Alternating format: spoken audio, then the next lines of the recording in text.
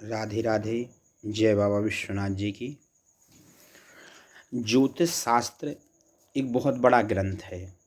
ग्रंथ के साथ साथ क्या है कि उसमें व्यक्ति का जैसे ही जन्म हुआ, जन्म होने के बाद में किस नक्षत्र में जन्म हुआ, किस दिन में जन्म हुआ, किस योग में जन्म हुआ, किस करण में जन्म हुआ, उसके अनुसार जीवन में अनेक प्रकार का फल भोगना पड़ता है।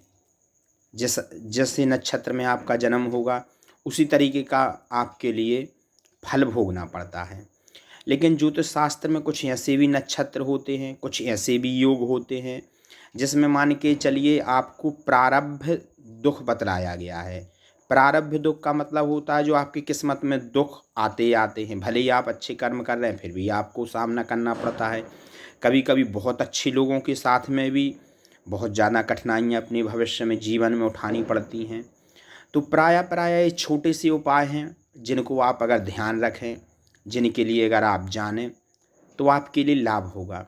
जैसे ज्योतिष शास्त्र में एक छोटा सा एक उपाय है, एक छोटा सा सूत्र है कि दो सगे भाइयों का, जो सगे भाई हैं जैसे बड़े भाई का छोटे भाई का, एक ही नक्षत्र में अगर जन्म होता है, या मान के चलिए जिस नक्षत्र में पिता का जन्म हुआ है उसी नक्षत्र में पुत्र का जन्म हो, या मान के चलिए जिस नक्षत्र में पिता का जन्म हुआ हो उसी नक्षत्र में पुत्र का जन्म हो, तो उसके लिए बोला जाता है एक नक्षत्र।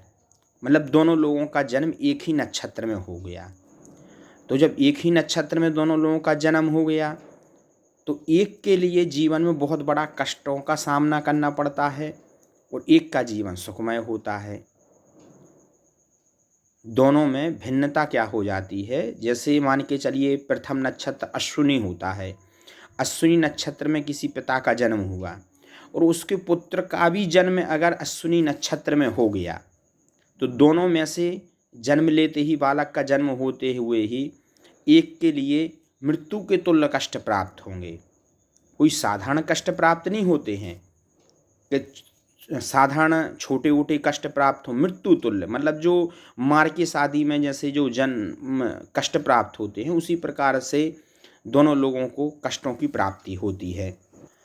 तथा उसमें क्या होता है कि अगर मान के चलिए दोनों लोगों का नक्षत्र एक है, दोनों लोगों का जैसे दो भाइयों का, पिता पुत्र का, पिता पुत्री का एक ही नक्षत्र में अगर जन्म हुआ है लेकिन राशियां भिन्न हो जाती हैं।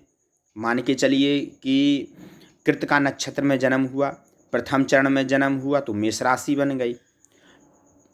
दूसरे का जन्म फिर से कृतिका नक्षत्र में हुआ लेकिन चतुर्थ चरण में हो गया, द्वितीय चरण में हो गया, तृतीय चरण में हो गया तो उनकी वृष राशि हो गई।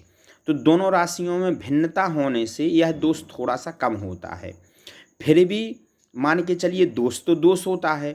जब दोष होता है तो वो कष्टप्रद हो जाता है।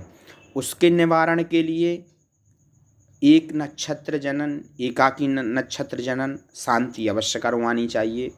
उसकी शांति से यह दोष नष्ट हो जाता है। ये आप लोग प्राय हर लोगों की कुंडली में या ऐसे योग मिल जाते हैं या इस तरीके के योग बन भी जाते हैं। तो कृपया करके थोड़ा सा इसका आप लोग भी समझ सकते हैं, आप लोग भी देख सकते हैं।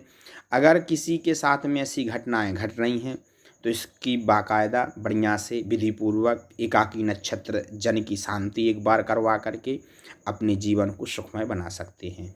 जय विश्वनाथ जी की। जय श्री राधे।